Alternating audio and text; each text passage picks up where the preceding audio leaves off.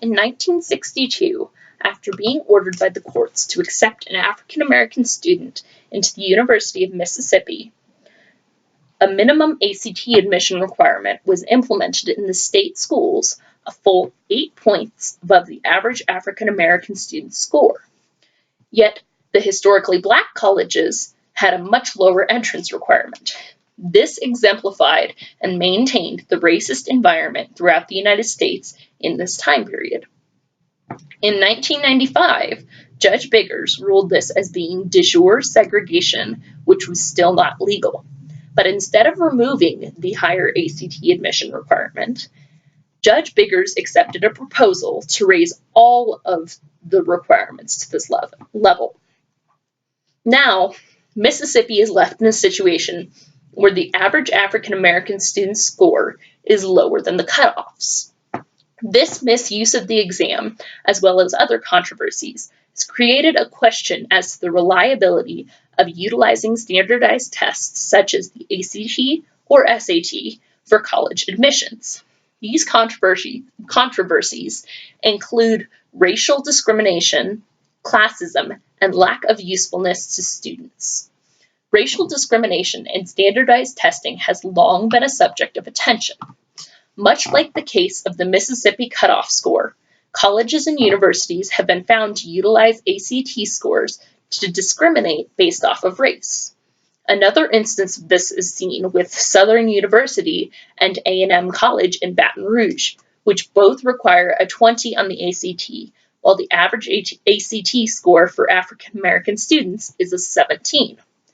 This is a form of systematic racism which pushes the prevailing divisions between racial groups to continue while still appearing to satisfy the requirements for inclusion. It utilizes the argument that anyone theoretically could get into the school to continue this type of segregation despite the clear inequality. The SAT has faced similar scrutiny as there is a large racial gap in scores.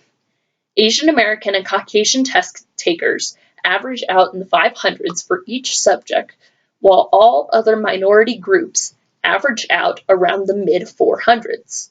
This shows a lack of equal opportunity and challenges whether there is bias present in question formation.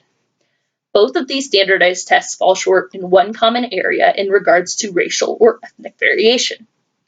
As the National Center for Fair and Open Testing stated, idiomatic terms such as ball and chain to indicate a married partner and straight from the horse's mouth may not be familiar to many test takers, particularly those whose first language isn't English, causing them to choose the wrong answers. While anyone could be unexposed to these idioms and colloquialisms, those with a different racial or ethnic background who have immigrated to the United States with English as their second language face much more difficulty in this aspect of the exam than the general majority of America.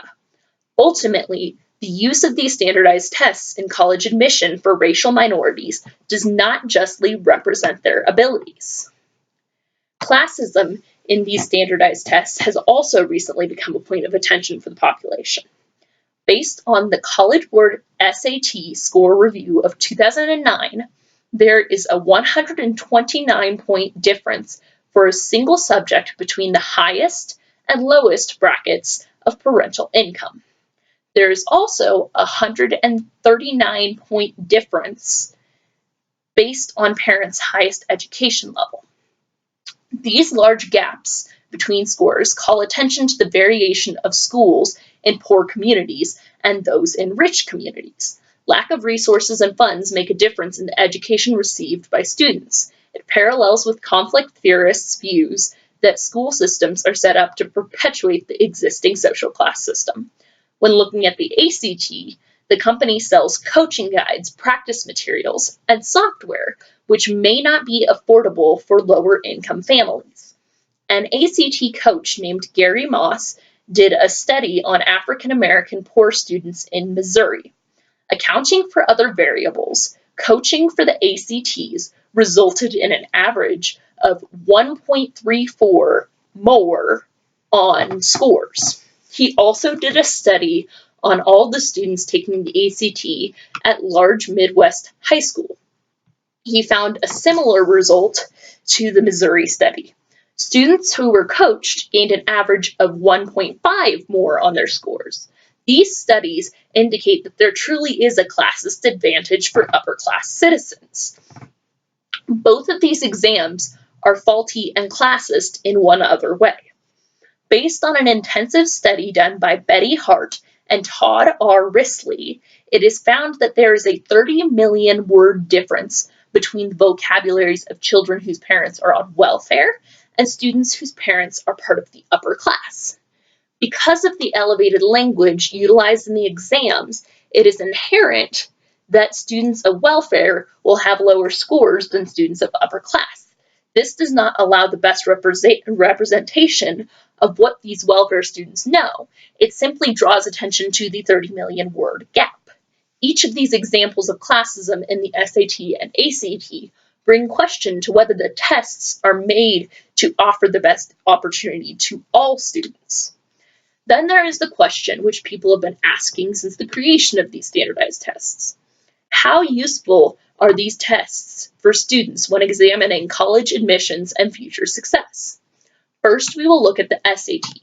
David Coleman, the most recent president of College Board, has claimed many issues with the SAT exam evaluating preparedness for the business world, particularly the writing and vocabulary.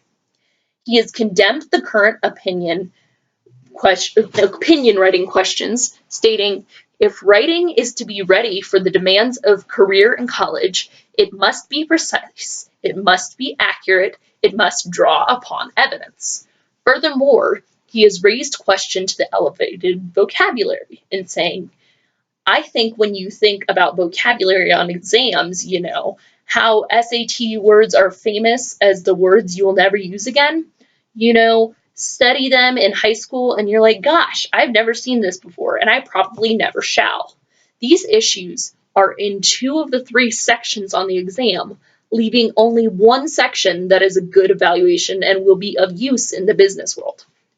Now let's talk about the ACTs. The National Center for Fair and Open Testing has done some research on the accuracy of the ACT exam and came back stating this. According to the data from ACT, the margin of error, the inconsistency in ACT scores inherent in the testing process, on each subject's 1 to 36 point scale is a 1.55 points in English, 1.42 points in mathematics, 2.20 in reading, and 1.75 in science. The margins of error, while appearing to be small at 1.43 to 2.20, can actually have significant cutoff or consequences for applicants when admissions offices or financial aid programs require minimum or cutoff scores. Now, the exams are not only unuseful in evaluating success out in the world, but they are unuseful in college admissions. So what can be done to better level the playing field for underprivileged or minority students? There are many suggestions. I would personally be in favor of eliminating the use of these exams for anything except for scholarships. I would propose an open admission policy with a 2.0 GPA cutoff, since that is a C average. I would propose lowering the college admissions prices and eliminating application fees. This ultimately would allow most students the same opportunity to study and be a beneficial part of society. Thank you for watching.